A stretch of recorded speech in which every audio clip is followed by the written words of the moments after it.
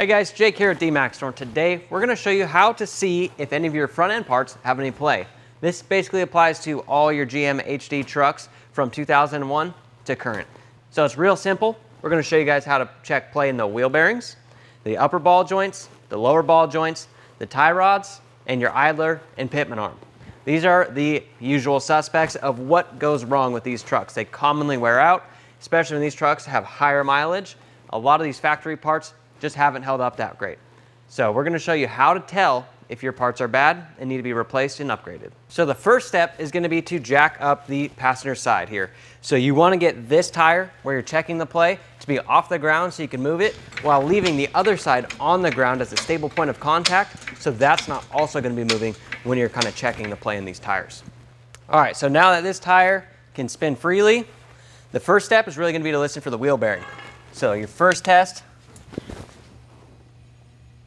if you hear any grinding or anything, this one's pretty smooth. But if you hear grinding, clicking, or anything like that, it's usually a sign of a bad wheel bearing.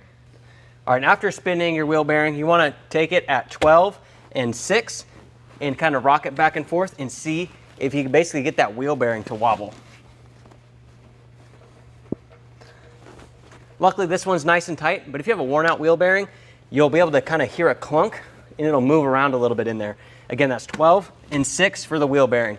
You're trying to get that face of the hub to kind of wobble on there to see if there's play, because that means it's a really bad wheel bearing. Those bearings are shot and you're going to need to replace it.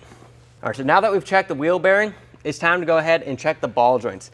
So by getting a large pry bar, you're going to put it underneath the tire right here at your 6 o'clock position, and you're going to actually pry it up and down.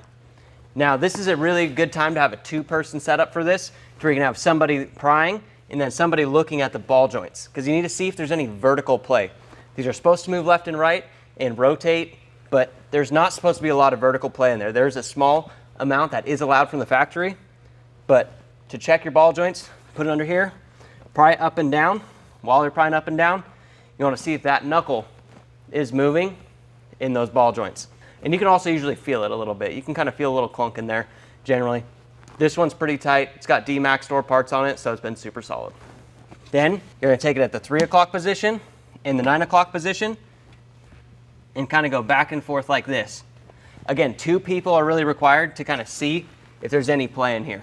But you're going to look at that inner tie rod to see if that's plunging further into that ball joint, because you don't want in and out play into the center link.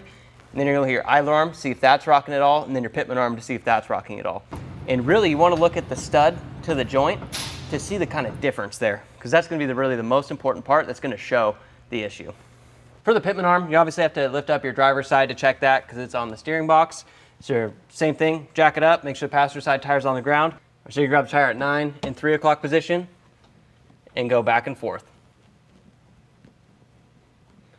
Then you're going to just want to keep an eye on that pitman arm, make sure it's not moving in that joint, and you're good to go.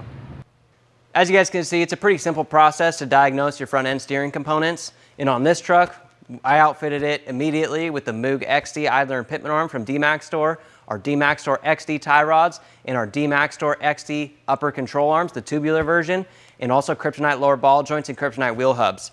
All these parts have held up over 100,000 miles for me. I got this truck with just over 300, and now I'm just over 400,000 miles. Now, this has been great. I have oversized tires and wheels, only a little bit, 285, 7017, but still bigger, heavier than stock. So all these parts hold up great to the abuse, to the years and years of wear and tear.